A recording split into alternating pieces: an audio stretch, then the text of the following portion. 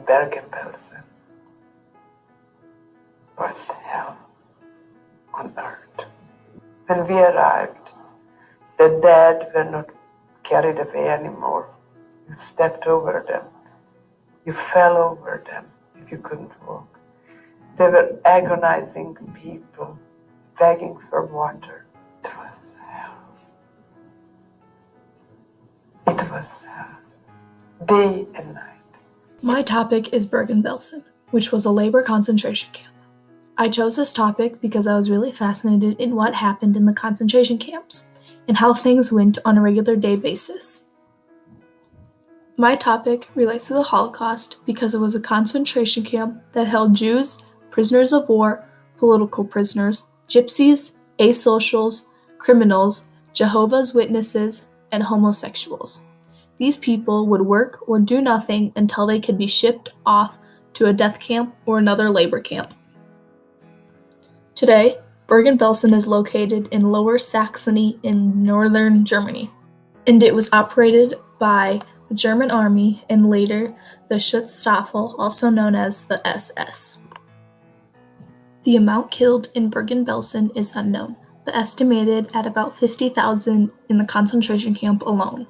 People lived in the barracks depending on who you were or what your personality was.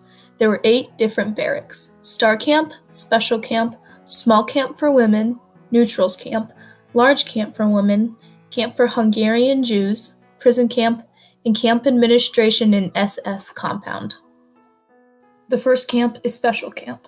This camp housed about 2,500 Jews who were transferred from Poland to Bergen-Belsen. The people entering this camp had to have passports, entrance visas, or other papers that stood under the protection of a power not occupied by Germany. They didn't have to work in labor detachments. They weren't allowed to talk to other people in Bergen-Belsen, and lots of times, this certain camp would send people to Auschwitz to be killed. The second camp is Prison Camp. This camp housed more than 500 people at a time. It held prisoners of various nationalities, meaning they weren't just Jews.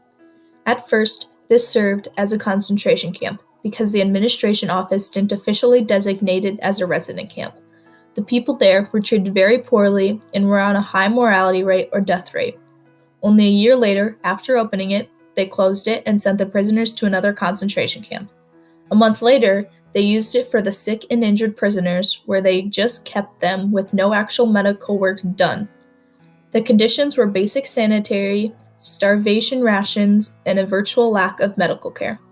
The senior orderly, a prisoner, killed many of the serious ill prisoners with lethal injections in the camp infirmary.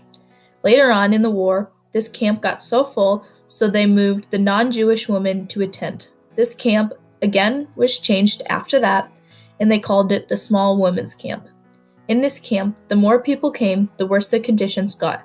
And among the people that came into this camp from Auschwitz-Birkenau were Anne Frank and her sister Margot. Liberation came to Bergen-Belsen on April 15, 1945, by Canada and the United Kingdom. In conclusion, many people suffered and died for doing nothing wrong during the Holocaust. That time was dark and horrifying for many people, and I want you to remember that you should all be lucky to be where you are right now.